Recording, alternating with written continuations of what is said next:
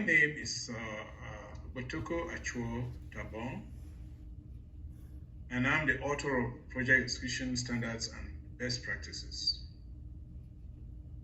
I'm also an accomplished project management professional, PMP, with over 20 years of experience in the engineering and construction management industry. Uh, the purpose of today's presentation, is to answer the following questions. One, what do I want to do? Why am I involved in writing project execution standards and best practices? Number two, what do I want to accomplish? Three, who is my audience? And four, why would I encourage my audience to comply with project management standards and best practices? And five, what is a project execution plan? And what are its components? Six, how is my discourse structured? And lastly, how many modules are contained in my present and future presentations?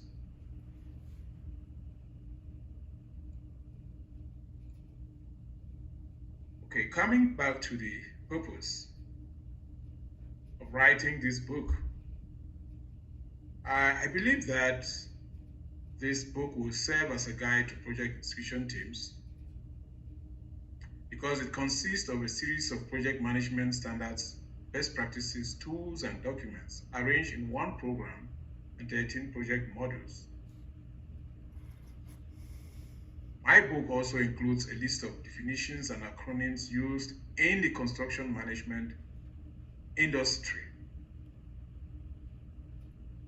So what do I want to accomplish?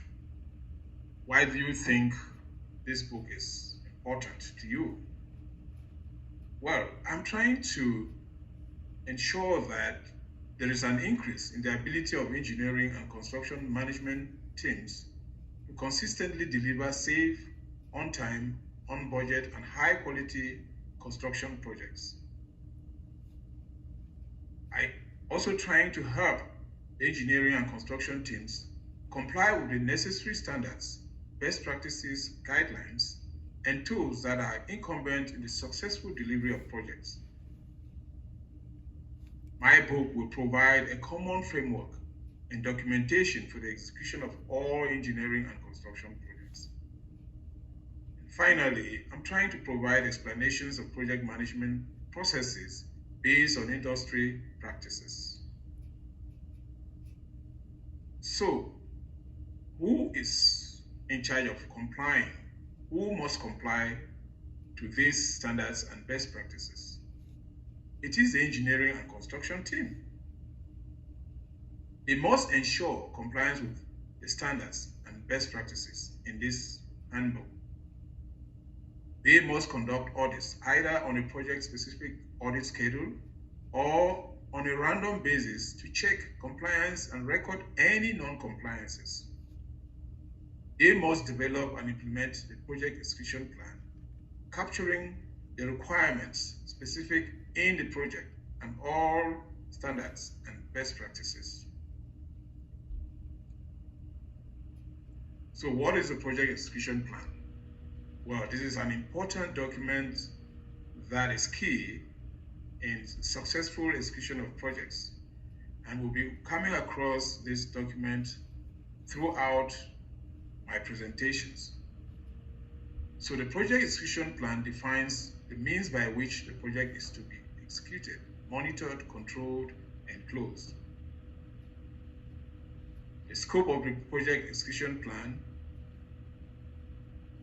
is from site mobilization to project closeout.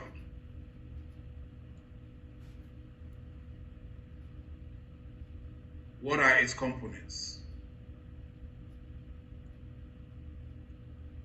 Well, the project execution plan includes the following: project management processes to be used by the project execution team to meet project objectives and to monitor compliance with the contract, project agreements, applicable laws and permits, corporate and local policies and standards and best practices. It also comprises or determines the required level of implementation, identification of responsibilities, and tools and techniques to be used in performing these processes. It contains or determines the content and timing of reports and reviews to be performed in addressing open issues, pending decisions, and deviations from the project objectives and project baseline.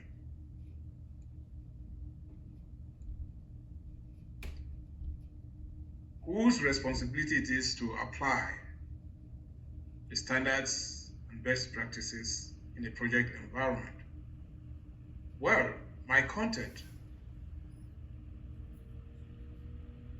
is intended for projects in which there is a turnkey or an engineering procurement construction contractor. So one of the key persons that must apply these standards and best practices is the project contractor. It will also be used by different compensation types, like lump sum, open book, and cost reimbursable persons or projects. Now, how is my book structured? It has one program level and 13 project level modules. These modules extend across the 3 project phases of development, construction, and operations. Well, to summarize today's lecture, I would say it serves as a guide to project execution teams.